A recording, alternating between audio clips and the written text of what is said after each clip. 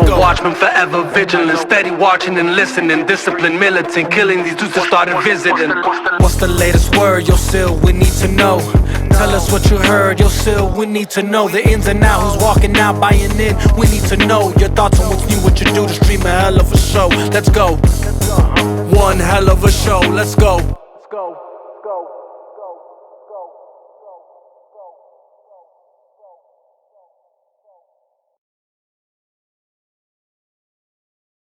All right. For the latest in film entertainment, CBM News, we got Rhea back on the channel. Welcome back, Rhea. Thank you. It's been too long. Thank you so much for having me on, Sil. Missed you a ton. Yeah. I got a chance to sort of hang with you in person in California a couple of years ago. So that was cool, the whole full circle event. And it was a lot going on out there, so it was kind of like in passing, but it was still cool. Me and Ray sort of hung out in California. So yeah, I got to verify that Sil is a real person. So yes, we took a photo together. It was great, and I'm sure our paths will cross again soon. For sure. I have a great feeling about it. Yeah. Oh, you know what? You was at Comic-Con, weren't you? We didn't get a chance to connect there in San Diego. Comic-Con. That I had no clue, like who else from YouTube was about to be there, because I didn't put a public post like, oh, let's link up. I was just like, last minute, I found out I was going to Comic-Con, so that's all I was worried about. Yeah, because I think I was it was both in Hall H, and I was posting something on Twitter, and then I saw Rhea like on the feed, and she was like, oh, she had like a better picture or something I was trying to get, and I was like, wait a minute, I'm like, are you here? Like, what's going on here? So that sums up our interactions. But we're here now with the latest news, and I want to run it by Rhea as far as what she thinks about some current stuff. But first thing I want to do, you got a cool little collaboration going on online here with Multiverse of Color. What's going on here? I see your voice popping up on a lot of different posts there. How is it collabing with them there? Oh, it's been incredible. So Andy, the creator of the website and brand, he offered me this opportunity to create content, and he said, yeah, what would you like to do? And I wanted to do something different from other folks who, like, everyone else is super talented, their video coverage and their articles and writing.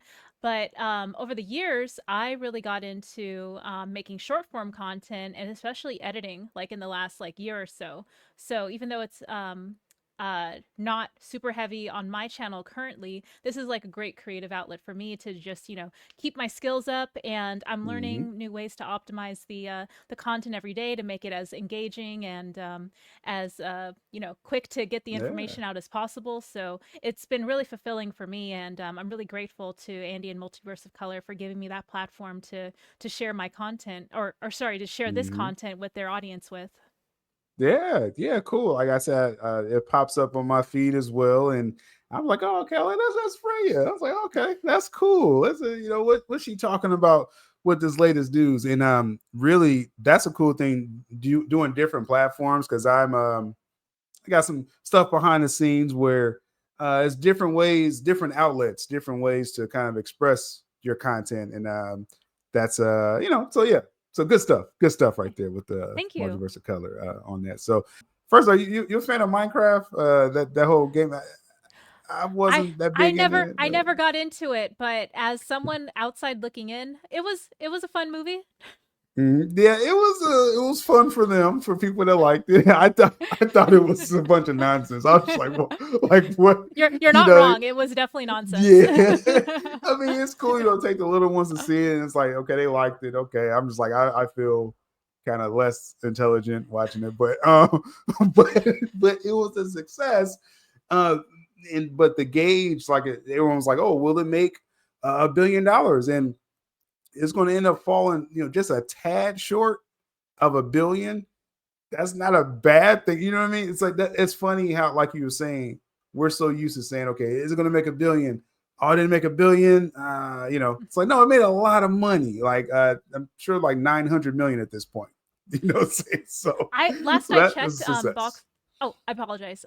Yeah, You when good? I last checked Box Office Mojo, it was like 940, just Yeah. over that. And I'm just like, oh man, it could, if you just give it through June, I'm sure it'll, like, break a billy. But to your point, and what we were talking about with VOD and streaming, I'm wondering too, like, are we going to have this discussion around the the revenue earned, post Mhm. theatrical run, or when there's an overlap of VOD and theater? We Mhm. don't get, we have very low visibility into those metrics, but if and when we were Mhm. to able to get those numbers reported, how would our conversation change then? That would be interesting too, because it. I don't think we're there yet because people don't really, add into the conversation after it hits theaters and it has its run. It's kind of just on to the next, or you okay online. You may see this thing where a film is in theaters for like 6 weeks, 6 to 8 weeks. Then they say it's going to be on digital like tomorrow, and you have a lot of people saying like, "Oh man, like you're cutting the legs off of it. You're cutting the leg," and it's like, but they make money from the digital release too, but we just don't know, like you said, the numbers. That would be an interesting world where if we say, oh, it made this much first week digital release, we never had those numbers. So Yeah, like I remember when obviously Madam Web was a flop on paper, but it became like the number one movie on Netflix once it hit streaming, and I think Craven did too. So it's one of those things where it's like, I think someone recently made this really good statement that the theater is basically promotion for streaming, and that was like a Mhm. mind blowing point that they made, because yeah, like those 6 weeks, that's gonna give them that that runway Mhm. to promote the ongoing lifespan of the Yeah. series, of potentially the series on streaming, where it'll have like a longer lifespan. So yeah, I thought that helped recontextualize things for me as well. Like, the box office is such a narrow scope that is very important, but that our conversation has definitely expanded beyond just talking about like the Mhm. immediate revenue that a movie generates. There's a wider Mhm. realm of potential merch, and like I said, streaming Yep. and VOD, like things that we touched on that are going to expand the lifespan beyond their theater run. Yeah, you raised a lot of good points with that.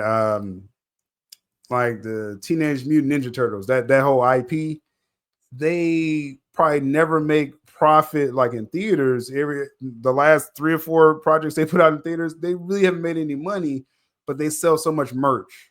So it's like a big commercial just for their IP. And that's kind of the same thing with big conglomerates like Disney. I know it's a fun thing for people to say, "Oh, Captain America: Brave New World. It didn't make a lot of money. But it's advertising for Disney, and again merch and things like that. And first off, Brave New World was actually a decent film. I don't like the hate that film's been getting, but It um, Yeah, it was good. I could go on, but like, yes, I agree with you. It was a decent. It was a good movie. It was a good movie. I'm not going to say decent. It was good. yeah, it was good. It was a good watch. It's on streaming now on Disney Plus. But so these large companies, yeah, the headline is, oh, it only made so much in theaters, but the back end of it is making profits for other parts of the company, and things like that. So it's a conversation that hopefully will evolve, where we're not just putting so much on, again, opening week.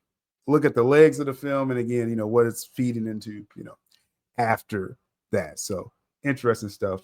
With interesting thoughts with Rhea with the box office talk there. Because I will say this too, because I understand where people are like, okay, if you just let these films sit in theaters and it'll do great. Um, it's good for the theater owners, right? That's a conversation. I think they were like, yeah, I wish you would just leave the films in here and we can sell tickets. But again, overall for the company, they're still making money. We obviously go on and on about that, but I guess a current phenomenon in theaters. I don't know if you're a Lilo and Stitch fan. It's Yes, I wore this shirt specifically in case this came up. yeah, definitely, definitely. No, I picked up on the cues, the unspoken cues. No, this is the next phenomenon, right? It had a huge opening, just like Minecraft. People saying, "Hey, can it make $1 billion?" Disney remake. Your thoughts on this? And have you seen it yet? Yeah, I saw it a couple days after it released. So let's say it came out Wednesday, and I saw it on Friday.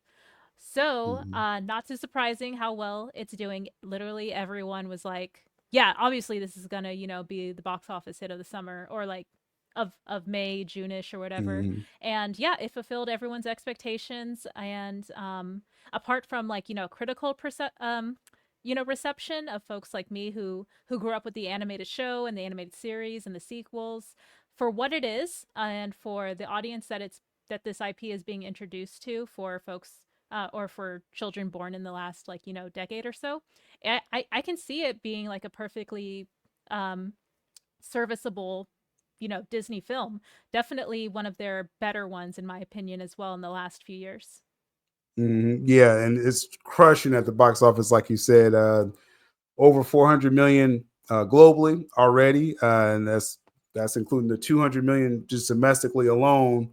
It's well on its way. Again, getting close to that arbitrary $1 billion number, but it's already making a profit. They only spent 100 million to make this film, and usually they say, oh, the marketing, they probably spent 50 to 100 million, whatever.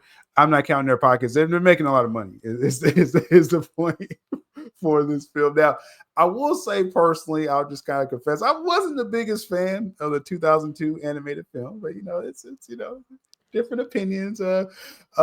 Again, fans of the franchise, I didn't feel. I haven't seen this yet. First off, but I don't have the same feeling that I probably had, like trepidation for Minecraft. I'm not feeling it with that. I think I can get through this film, and these Disney live remakes, Rhea, they just print money. Mufasa did really well the past year. They got Moana live action coming out next year. These are kind of like cheat codes, as I call it, for the box office. Where with that, have you kind of been in tune with all the Disney live remakes and kind of the anticipation for them? Yeah, I've been keeping up with most of them, and I definitely feel bad for Snow White. Like, and speaking of like Mm, serviceable, just decent, films that, if mm, within the scope of just what they are as products, Snow White was perfectly fine. And I didn't have a problem with any of the cast members outside of their performances when I went in, and mm, I just judged them based off of that. So that said, I really think that film deserved a better shot as far as like public perception and discourse around it. And I think that's, mm, unfortunate, because out of the Disney live action remakes, it was definitely, par for the course of like a cheat code to your mm, very astute observation. And mm, I do feel like, as much as they are not necessarily original ideas from the company producing them, because they're kind of going back and kind of recycling ideas from the past and trying to modernize them mm, in in good faith of just, films in general, and me as part of the general audience, I do ultimately want to see films succeed. So mm, films like, Mufasa, Snow White, Lilo and Stitch, and Moana, as much as I would prefer to see truly a 100% original content and stories, I want to see films in general do well. So I mm. don't want Yeah. to just cast or discard a film because I'm not super big on the premise Mhm. or the perceived intention of a film coming out, if that makes sense. Yeah, no, definitely. With Snow White, unfortunate casualty really in that film. They pretty much lost money. Uh, Only made about 200 million globally. For that film. I know they spent more than that to make it and market it. So that's unfortunate, and it didn't have a good audience score as well. On my platform, I don't really do the Rotten Tomatoes thing, but I do go by the cinema score. If that's really, I'm telling the viewers that, not Ray, but I'm telling Ray too. But the cinema score, and you obviously want like an A cinema score, B plus at the lowest. Snow White got a B plus, meaning mixed reaction of opening week audience. That hurts the legs of a film if it's not front loaded, with a big opening. Because, like, for example, Snow White, gets to B plus, probably like a 40 million opening. It's going to drop even more, obviously after that. Doctor Strange Multiverse of Madness had a B plus, but it had like a $120 million opening. So it was front loaded, and then the Marvel brand kind of carried it, and it made about 900 million. You know what I mean? So you got to have a huge like opening if you're going to have a kind of like a low audience score.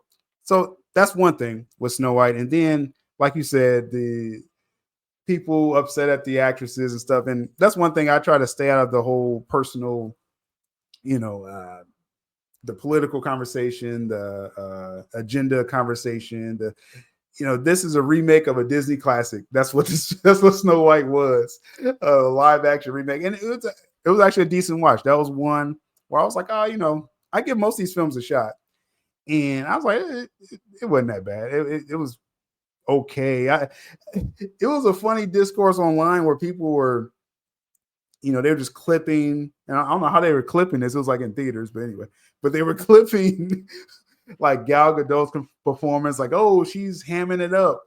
I'm like, yeah, this is a Disney remake. Like, what do you expect the villain to do, right? Like, these criticisms are just like, come on now. Yeah, I agree with you. In my opinion, Gal showed up, and she understood the assignment, like to the best of her ability for whatever direction she was being given, and whoever was in the editing bay. So Gal can do only so much, but she did it, from what I saw on screen. Yeah, no, for sure. And actually, I think Rachel Ziegler, I think she did pretty well too as a lead role. Again, I separate the art from the artist, and I really do it. I don't just say that like in words. There's different comic book writers that I think are just crappy people, but I'm like, man, they write good stories. You know what I mean? So that's just kind of my approach. Is that kind of how you look at that overall, Raya? Yeah, it's definitely a case by case basis, but for the most part, I try to pick and choose. I can't pitchfork and torch everything, or else I wouldn't have anything to watch. Like if we really dug into it, like, yeah, we would have nothing to buy or watch. So I definitely picking and choosing exactly what is it that I am the good and the bad. Basically, I try to weigh the good and the bad, and ultimately I think Snow White was more good than it was bad in terms of things going for it.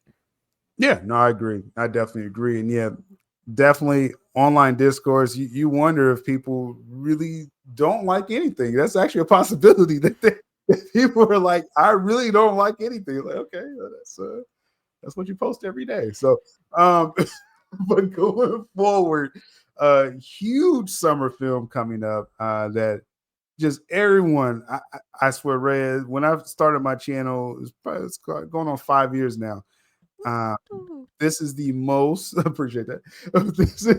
This is the most discussed, scrutinized, overglazed, just everywhere with this film, this Superman film. It's amazing. Like, first, I'm a DC Comics fan, so I grew up with the Tim Burton Batman, and read the comic books. So any DC thing that comes out, Rhea, I'm my attention is there, right? This film, oh my goodness, just I'm seeing it from all different angles. The discourse. First off, like I said, as a DC film summer event, looking forward to seeing how this film turns out. James Gunn being a director, he's been hit or miss for me. I mostly like his Marvel stuff. His DC stuff, is like 50-50 for me. Your anticipation, Ray, and we'll kind of get to the noise around it, but just your anticipation for the Superman film, or is the marketing like reaching you, or is it kind of like a general summer film for you right now?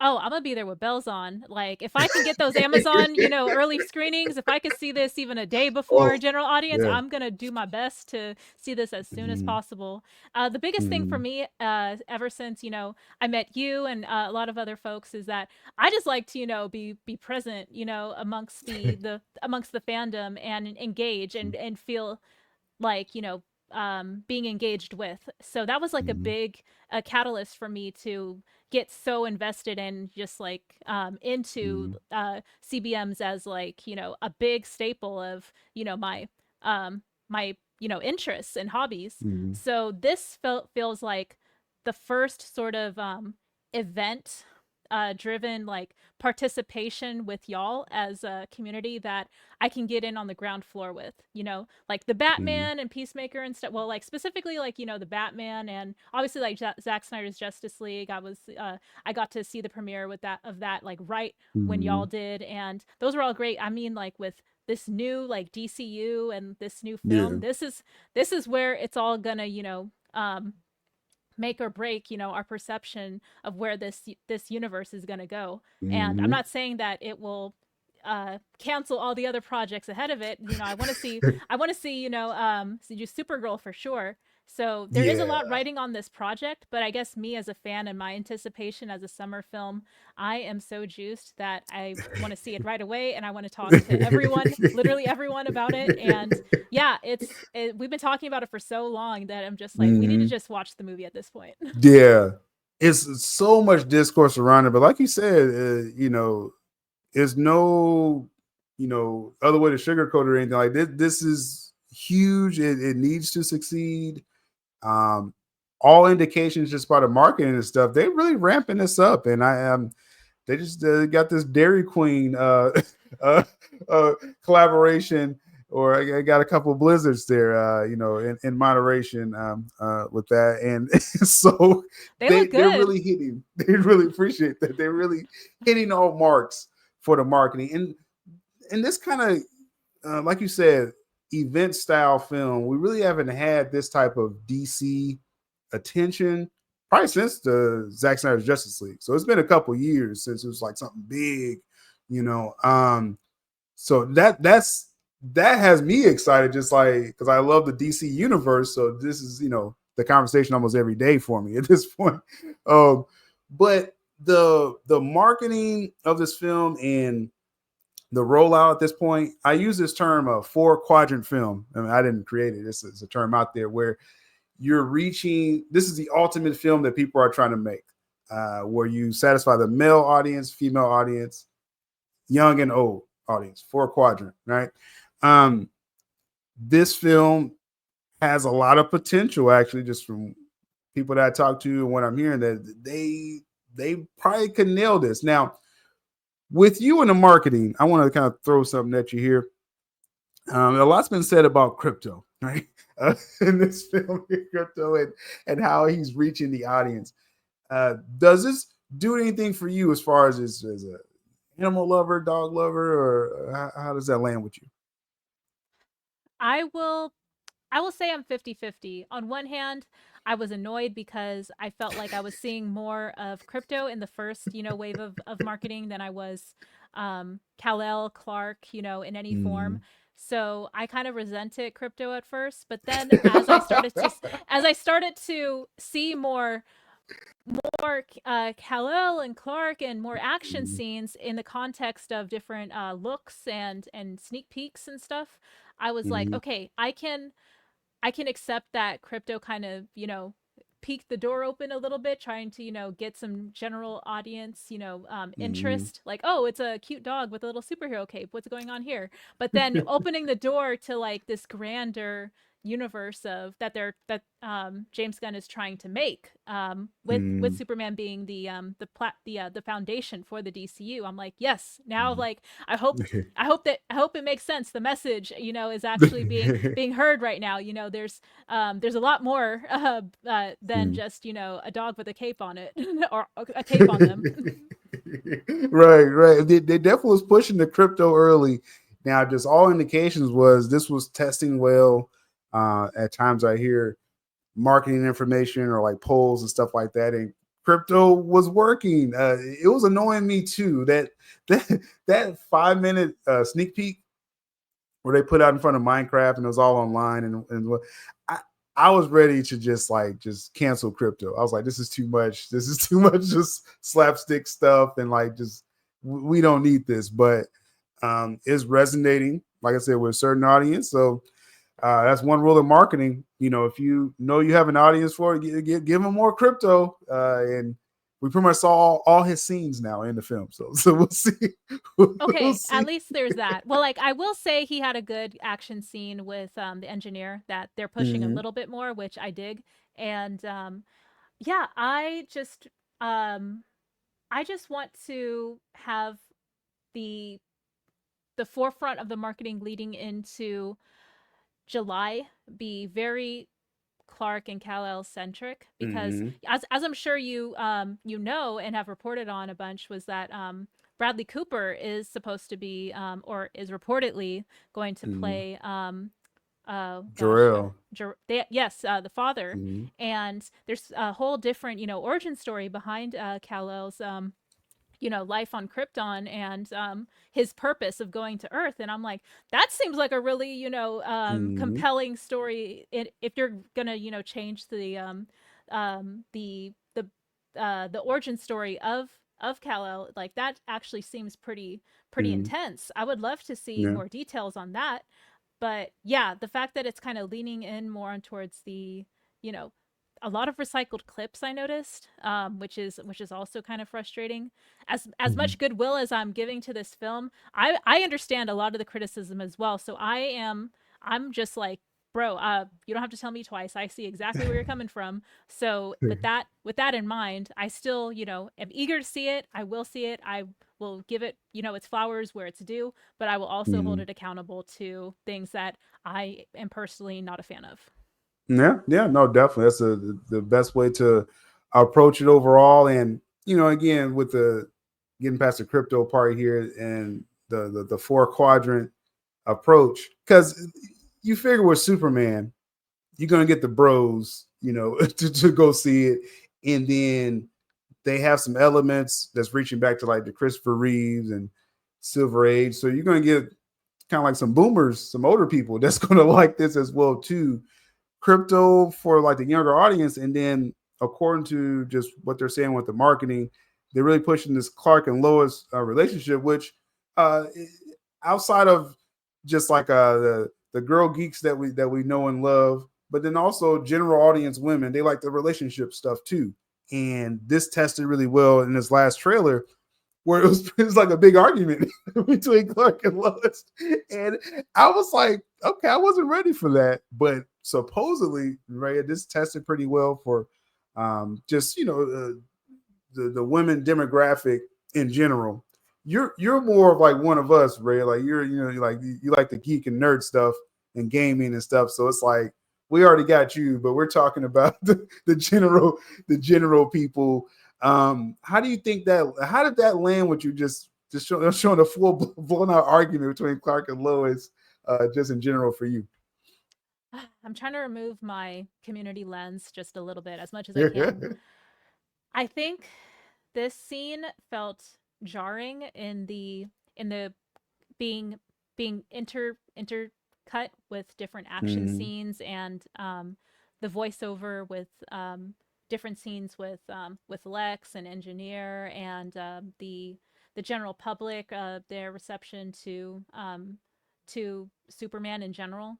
So mhm, so yeah, it seemed um like I wasn't sure what the message was that the first trailer, I guess the first technically mhm. technically the Yeah. first trailer was attempting to communicate. And I'm wondering how well the message landed with general audiences. Like for us, we can parse through what we already Mhm, know, about the background context of this movie to understand where it's coming from. Clark is frustrated with Lois for putting him on the spot, and calling out um, his his actions mhm, that were not under the jurisdiction of the American government, and now is causing like international strife. And it's about the like the impact of how Superman would be treated in the real world, although like he sees what he did as, you know, the right thing to do Mm-hmm. and saving lives. Like, yeah, I can definitely see this being like a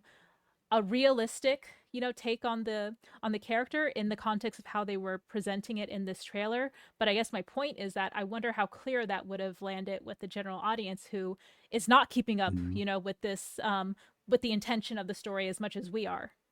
Right, right. No, definitely a good point. And yeah, just some indications that I'm getting is that this landed well with the general audience. And I had the same reaction as you when I watched this live when the trailer first came out. It was jarring. I was like, why is Clark yelling at Lois? Like he was just visibly frustrated with her. And I was like, whoa, like chill out, Clark. Like, what's going on? I understood his intentions, but I was just like, and then Lois was just needling him to death. I was like, that's Lois. That's definitely Lois from the comics. So suppose that landed well. We'll see, when we get to theaters in July. It's almost here. My goodness, that's gonna be crazy. Really to run out I guess the July conversation, I keep this handy because everyone loves to compare the films that come out around each other. I mean, just the month of July is pretty much insane. Like we just talked about Jurassic World.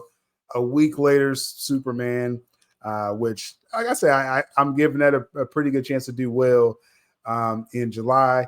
And then the month of July ends up with Fantastic Four, which is another film, first Marvel film. Marvel is just the ultimate popcorn franchise right now. And they feel they have a 4-quadrant film as well, as I move this out the way. There we go. They feel they have a 4-quadrant film as well too, and whatever Superman is doing with their approach, Fantastic Four supposedly people are saying, hey, they may do it better or as big or better or whatever. Fantastic Four had an interesting film history. Like I remember the older ones. What's her name? Jessica Alba. Alba, yeah. Those I thought the first one was pretty good, and the second one was all right. Having this in the MCU, Pedro Pascal and the crew, Vanessa Kirby, and everyone attached to this, they're going pretty big for this. Rhea, is this catching your attention, just in general, or any investment in Fantastic Four? Yeah, I'll be honest, when this film was first announced, I was like, "Oh, okay." I'll definitely go see it just so I can talk to my friends about it, but I don't feel strongly about how excited or meh I am about it. I wanted to do well, but I didn't give it a second thought.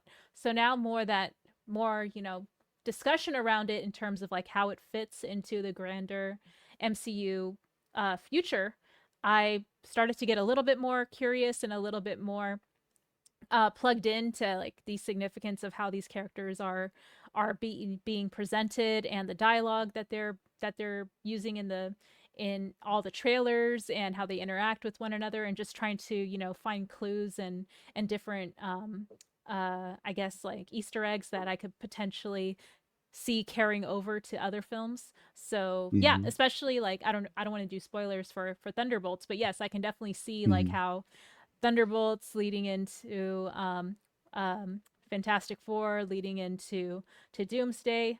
Yes, it's definitely something that Mm-hmm.